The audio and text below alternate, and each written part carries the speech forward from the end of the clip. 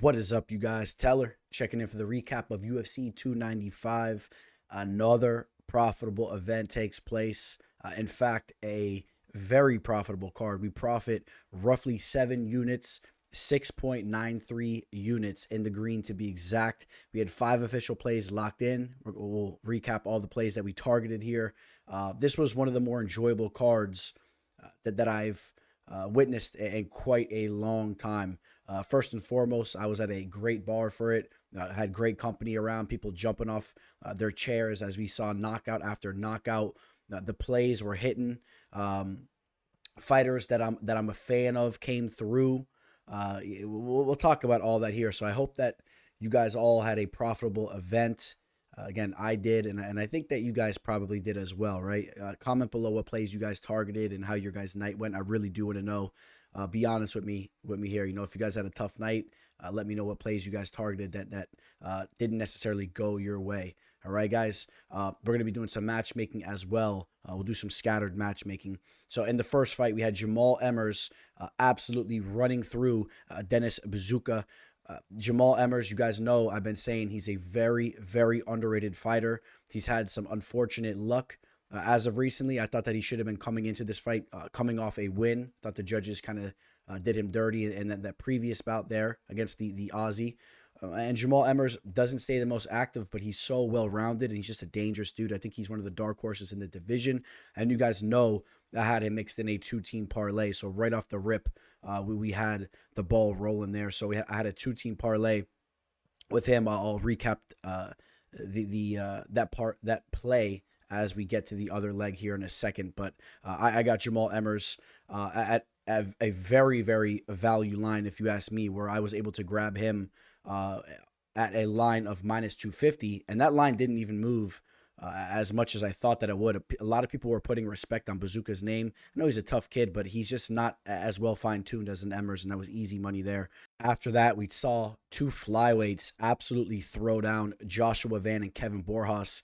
Without a doubt, 2 great additions to the division. The division is so deep these days. Again, I know I'm always saying it, and I'm going to say it again here because this was a perfect example. The flyweight division that was once talked about to be cut from the UFC is one of the most deep divisions in the UFC. I mean, you see just incoming talent like this. Joshua Van is an absolute stud. You could say the same thing for Kevin Borjas. Kevin Borjas snags that first round. He drops Joshua Van after, I would say, losing the beginning of that round, but then solidified that round. And then Joshua Van goes out there and just puts an absolute clinic on Borjas's body. But still, Borjas even showing to have some moments throughout the entire fight. It was an absolute barn burner, but make no mistake, Joshua Van was the superior fighter, and he's the fighter that you definitely keep an eye on moving forward. Borjas will be mixed up in some fun fights moving forward. I think he'll hang around. But Van as a fighter, he's only 22 years old, okay? He just turned 22 years old on October 10th. Okay, he's extremely young. He was just 21. This kid has so much promise. The striking is just, it's so polished already for his age. The way he mixes in the body shots, the calf kicks. He's well-rounded. You saw the way he scooped Borjas, put him on his butt at times. I'm very, very high on Joshua Van. Excited to see how far he can push it there. And the line was somewhat high in him. That wasn't a line that I was necessarily targeting. I thought that the value would have been on Borjas. That was a steep line. Van was around 230 to 250, minus 230 to 250, and a fight that could have played out closely. There was a lot of question marks. Van being young, both fighters not having an overwhelming amount of pro experience. So I don't know if you guys were targeting that. That wasn't a fight I was targeting. Just sat back and enjoyed that. John Castaneda got the unanimous decision over Hyung Ho Kang. That wasn't a fight that I was too excited about. Whatever. Castaneda went out there, got the job done. Now, how about this one? Jared Gordon gets the knockout over Mark Madsen. I thought this was an awesome fight. Going to do some matchmaking here as well. Jared Gordon, you guys know he's been going through some unfortunate times as of recently. Got headbutted by Bobby Green. Had the loss to Paddy Pimblett in a fight that we all know that he won. So coming into this fight, he really had his back up against the wall, and it wasn't looking that good for him early on. Mark Madsen was heavy in the clinch, using those Greco skills, those Olympic Greco skills. And I know some of you guys are probably thinking, especially if you had money on Gordon, this isn't looking too good. But if you were thinking what I was thinking, And we talked about this going into the fight. I knew that at bay, Gordon was going to be a much cleaner striker. You guys know I've been very harsh on Mark Madsen's striking skills. He's a very stiff and physically strong guy. He has good cardio and all that, but he's very stiff. And at bay, and in those more, those more, how would I say this? Those situations where you're using your striking skills or your more precision type of skills, as we saw even in the clinch, Gordon clipping him in the clinch. That's where he lacks. That's where he lacks. He's kind of just like a bulldozer type of dude. He tries to make things ugly in there. Does Madsen, and that's not going to go good. And we talked about the fact that we see L's coming his way moving forward, and that's exactly what happened. I love the way Gordon hopped on the mic and just was spitting fire on the mic, talking about how his grandfather fought in that very arena, how he used to shoot up heroin right outside, right below the arena there in the train station, and now he's knocking dudes out in Madison Square Garden. Gordon's an absolute stud, and I think that he's deserving of what he asked for, and that is a top 15 opponent. And, well, you might want to put an asterisk next to that because I'm not sure if the guy that I want to see him fight next is going to be a top 15 fighter when it's all said and done, because he had taken a loss on this card. Matt Frevola and Jared Gordon's a fight that makes a lot of sense to me. We'll talk a little bit more about that in a second as we get to that Frevola fight, but we did have some official action tied up in this next play. Nazim Sadikov he goes to a draw with Slava here. I grabbed Sadikov at minus 125. I threw 3 units at this. It was a push, got my money back here.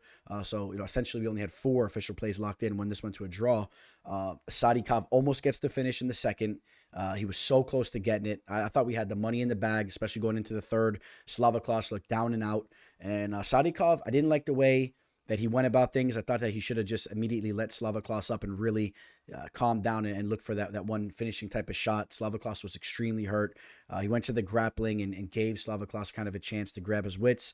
It's easy for me to say that here, playing Monday quarterback, because Sadikov also could have got on top of him and really set up a sub potentially. He's very dangerous there. Or could have rained down some ground and pound and got the finish.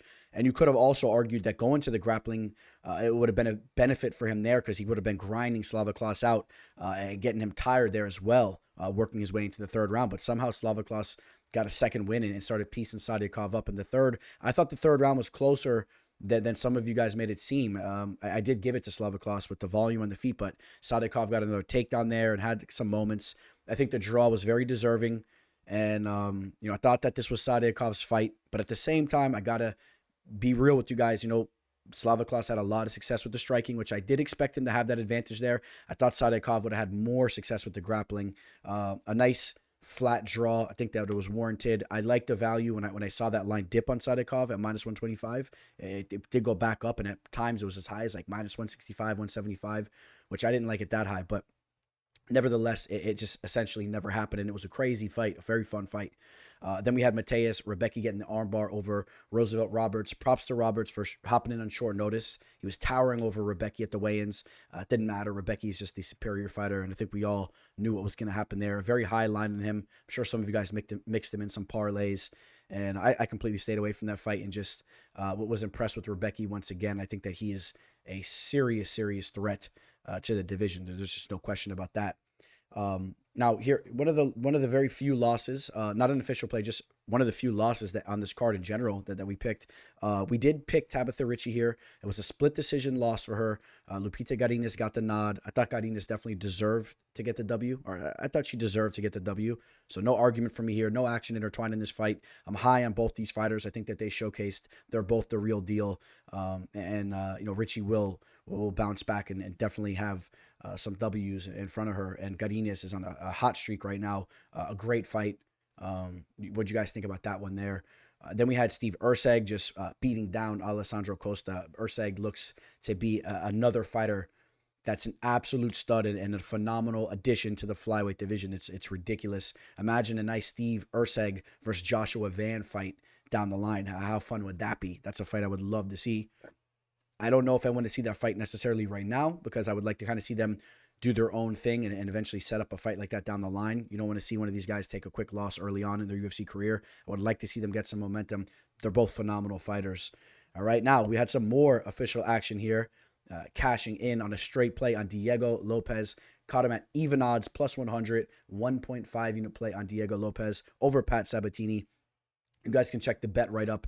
I love the value here. Now, I did fear that Patsabatini could have possibly used his wrestling skills and his high caliber BJJ to avoid a sub and grind out Lopez, but I felt more confident that we would have saw Lopez land some big shots in this fight, potentially knocking out Sabatini. Saw Sabatini knocked out against Damon Jackson, but also the threat that Lopez is down in the mat and just the cardio edge that he was going to have. I thought that he would actually eventually just had made Sabatini work so hard with pushing the wrestling that he would have put Sabatini in some vulnerable spots throughout the 15-minute fight if it went there, and just would have even won a decision or whatnot. He's just so aggressive. He's a stud. I like Diego Lopez, one of my favorite fighters in the game right now coming up. So he put some money in my pocket. It was a great feeling. Then we had some more money put in our pocket. This was the other leg to that Jamal Emmers play, which we got at a combined plus 102 line, okay? We had Benoit Saint Denis, who is an absolute stud. He gets the knockout here, all right? So again, we had the combined parlay at plus 102. I mentioned we had Jamal Emmers at minus 250. Benoit Saint Denis, I caught him at minus 225. I have a lot of respect for Matt Frevola. He follows me on IG, shows love, likes photos and whatnot. You guys know I interviewed him here on the show or on the channel a long time ago. But you guys know when we're talking business, we're talking business. You guys know I'm very, very high on BSD. I think he is the absolute truth. He is such a threat to the lightweight division right now. I love the fact he came down from the welterweight division. He's an absolute threat to this division. And I saw something like this happening, okay? We went back and forth in the comment section. I did with a couple people. People were telling me Frevola would have that edge on the feet with his knockout power. Listen, Frevola's been finished now 3 times on the feet. Benoit Saint Denis has never been finished. He has a granite chin, and he's a sniper. And I think literally and figuratively. But, what a play to cash there. Again, another fight that I was jumping out of my seat at the bar, having a blast as we cash in there. And I think there's a lot of big-time fights down the line for BSD. And we also talked about how young he still is. So, there's just so much momentum that he carries into his next fight. How about this one? My girl, Jessica Andrade. I think I made a funny post on Instagram. You got to check it out. At MMA Fortune Teller, I put together a lot of the comments on IG that people were making fun of me for picking her to win this fight, calling her the washed up little elf and this and that and this and that, disrespecting my girl Jessica Andrade. And I'm gonna repeat again what I said when we talked about this fight here. The value was definitely on Jessica Andrade. I didn't bet this fight. I'll keep it real with you guys, but you guys know I bet every fight, but this wasn't an official play. It was nothing significant going on. I threw $100 in her, paid pretty nice. As the money was coming in on Dern all the way up to the fight took place. I was at the bar, locked in some money right before the fight took place. Nothing official here, though. Nothing official. You guys know I picked her to win this fight. Real quick, you guys forget, the work that Jessica has put in throughout the years, bouncing around from the bantamweight division all the way down to the strawweight division and in between as well, right? Hitting up all 3 divisions, has big-time knockouts now, or just wins in general, but finishes over girls like Mackenzie Dern, Amanda Lemos, Cynthia Calvillo, Caitlin Chikogian, Rose Namajunas, Karolina Kovacevic, has victories over Claudia Gadelha, Tisha Torres, Joanne Wood, Angela Hill, Jessica Penne. All right. This girl is an absolute stud. Victories over Raquel Pennington. All right. I can go all the way back. Take a look at the losses that she's taken throughout her career. Okay. You're talking about losses to the cream of the crop. Jennifer Maya, Liz Carmouche way back in the day. Marion Renault before she was in her 50s. Okay. This was way back in the day. Okay. And then as of recently, she also lost to Raquel Pennington, which I told you she also had a victory over her.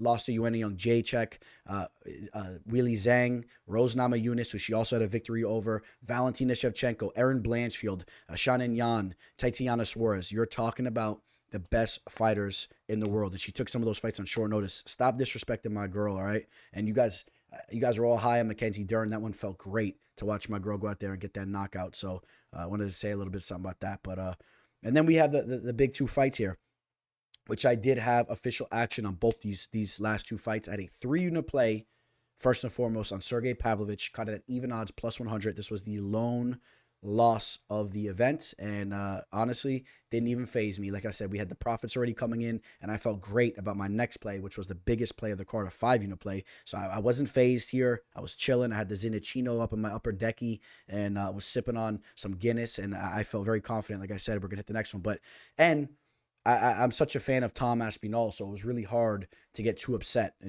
Sergey Pavlovich, you guys know I'm very high on him, or I still am, but I was very high on him coming into this fight. Thought he was going to get that knockout, and as the fight took place early on, only for a minute, but in the first couple seconds, I thought that knockout was coming for Pavlovich. He landed a little shot, and I'm like, oh, these guys are they're gonna mix it up right now. Pavlovich is gonna get this knockout, and that wasn't the case. Tom Aspinall had beautiful footwork, and he set up his own right hook that he followed down to the mat, cracked him up with some hammer fists, and it was nasty. And Tom Aspinall is the new, he's the intern heavyweight champion, essentially, right? The new heavyweight champion. We'll see what's next for him. This is what I'm thinking. If I want to see Tom Aspinall fight soon, the guy that I want to see in battle right now is Ciryl Gane. Ciryl Gane's coming off a big-time victory. I think that's the fight to make because Stipe and Jones are going to be fighting down the line. If that fight doesn't happen, which Tom has already stated that he would like to see Gelton Almeida take on Ciryl Gane, and that's a fight that I would like to see as well. I like that because I think that we'll get to see Almeida tested a little bit. I think that fight makes a lot of sense. Match them up quickly. Almeida took no damage in the last fight. Winner of that fight gets Tom Aspinall. Tell me what you guys think about that. I know I mentioned I would have liked to see Curtis Blades first Gelton Almeida.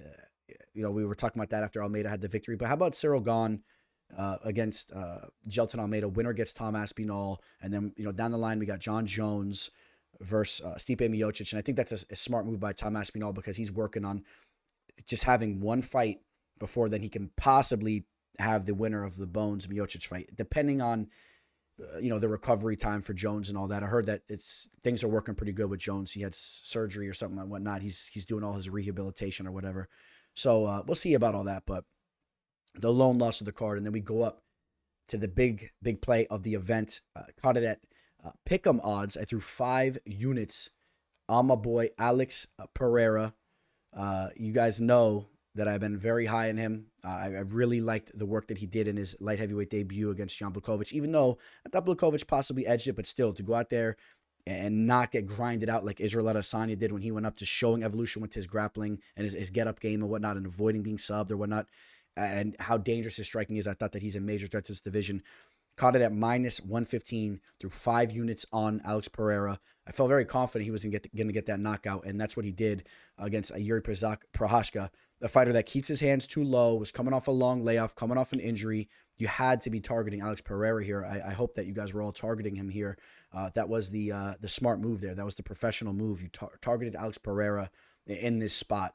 All right, his main coach, his mentor, has already fought against Prochazka multiple times, and that he knew what the plan was. And I love the fact Pereira was very patient. I love the call out over Israel Adesanya. I thought that the call out was very underrated. The way he talked about how Izzy got him out of the bar, and now Izzy's stepped away and he's trying to get him motivated, and for Izzy not to waste his talent and to come back into the cage. And I think Izzy has to jump on that opportunity. He could avoid fighting Sean Strickland, which he probably doesn't want that fight right now after the way that last one went, and he gets an opportunity to become a two-weight class UFC champion, a double champ. All right, not concurrent, but he has that opportunity to be a double champ. And I think Izzy should jump on that. He's coming off a knockout over Alex Pereira. You got to settle the score. You got to settle the trilogy, even though Pereira has the victories in kickboxing as well. But they're 1-1 in MMA.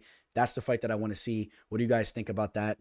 If Izzy's just not going to come back because he's not mentally in it, and we could take a look at the light heavyweight division, but you guys know the uncrowned champ, in my opinion, is Magomed Ankalaev, and I think that time will tell. But you also have Jamal Hill rehabilitating off his injury and whatnot. I had a post about him. I don't know if you guys saw that on IG.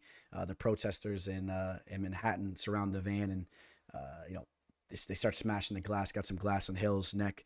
Respect to Hill, he was ready to hop out there and ready to scrap. And Robbie Lawler's telling him to chill and save his energy in case it's really about to go down and they have to get out the van. And you gotta love Robbie Lawler, an absolute gladiator. But respect to Jamal Hill as well. I think he's a stud, and I can't wait to see how this light heavyweight division finally plays out, because right now the division is just hot.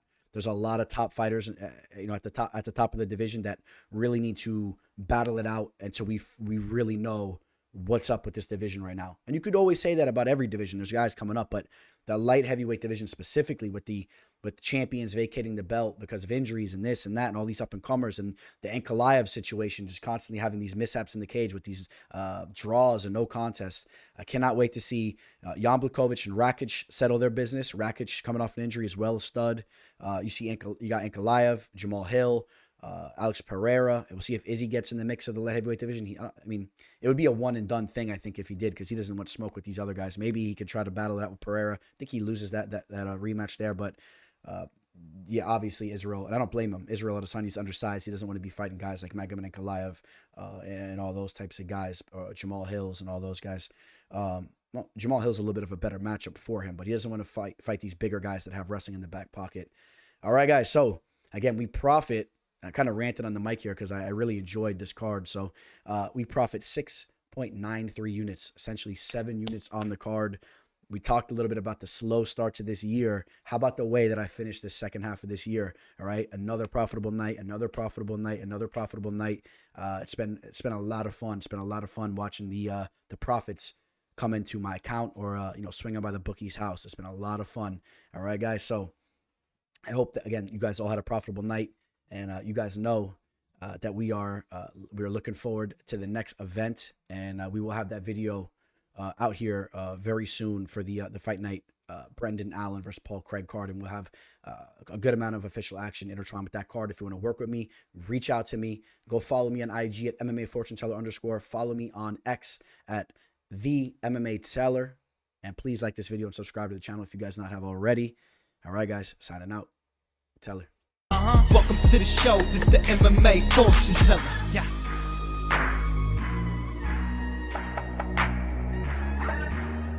The MMA Fortune Teller. The teller.